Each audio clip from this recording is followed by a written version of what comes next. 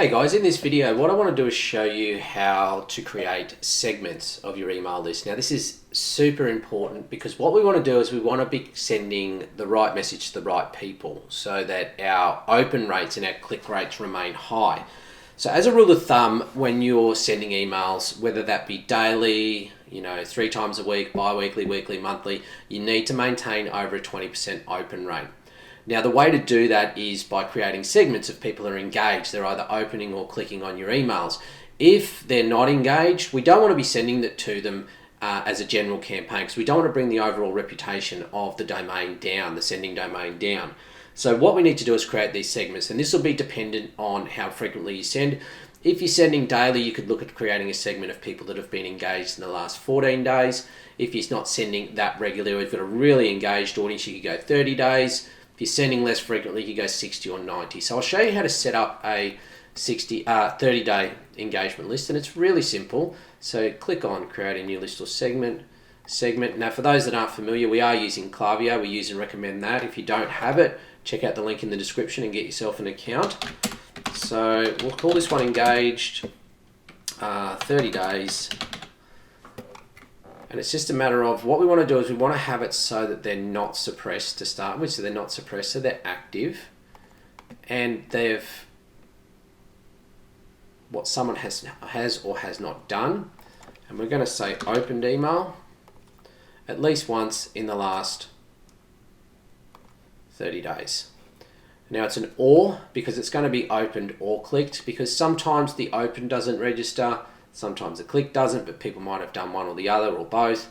So we want to make sure that we're getting both sets of metrics there at least once in the last 30 days. So if I click on create that segment, it's going to take a little while to propagate.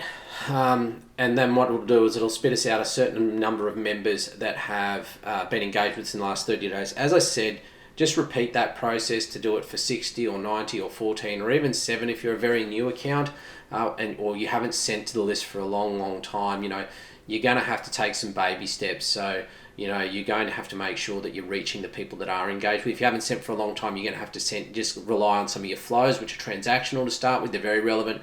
Then look at going for your 7 days engaged, maybe pushing that out to 14. So we've got nearly 15,000 members in there. There's other ways that we can change the segmentation in here. So if I just click on, for the sake of not having to create a new one, that would be one segment that I would keep and use.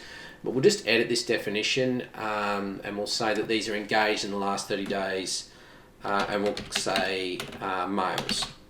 Now this is for Gear Bunch. We do sell some men's leggings. We also have a lot of men that do buy for their partners. So it'd be interesting to see in the last 30 days how many males are actually engaged.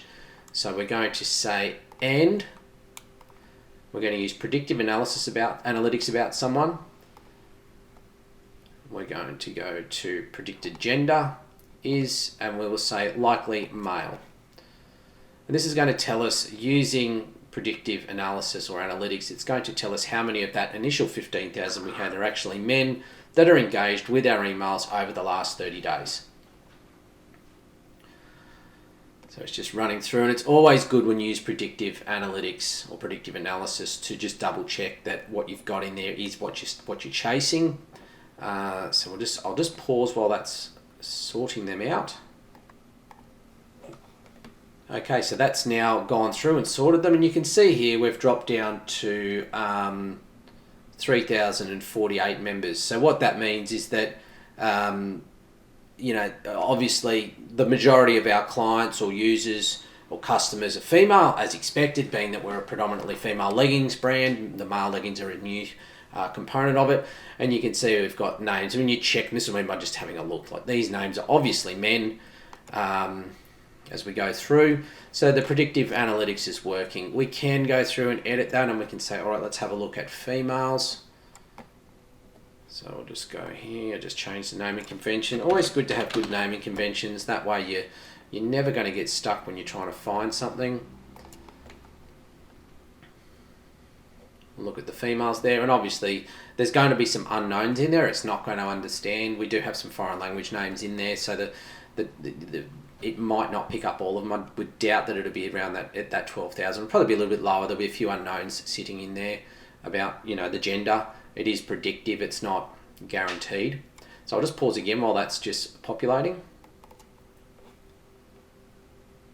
Okay, so that's now picked up the ones that it definitely knows are female, and it's picked up 5,500. So, you know, a fair drop there. We've got quite a few unknowns in there, which is to be expected. But if you want to be sending something specific to the men or specific to the women that are on your list, you know, if you've got a product specific to one or the other, or if you've got something like Valentine's Day coming up and you want to send a message that's targeted to men around the narrative of gift giving, be a great one to keep away from the females. Push it out to the men to buy something for their partner, and you can talk to them about, don't be that guy that forgets, and don't be that, you know, hopeless husband, or whatever it might be. You get the idea of why we could, you know, split these by gender. Another way that's really handy that we can segment is by whether they're in Europe or the US, because obviously, you know, there's differences in what we're trying to push out. You know, we've got some designs on Gearbunch that are, you know, they're American flag leggings on there, and they're very patriotic style ones as well there. And, you know, someone in Hungary is probably not interested in a pair of American flag leggings. They might be, but the reality is they probably won't be.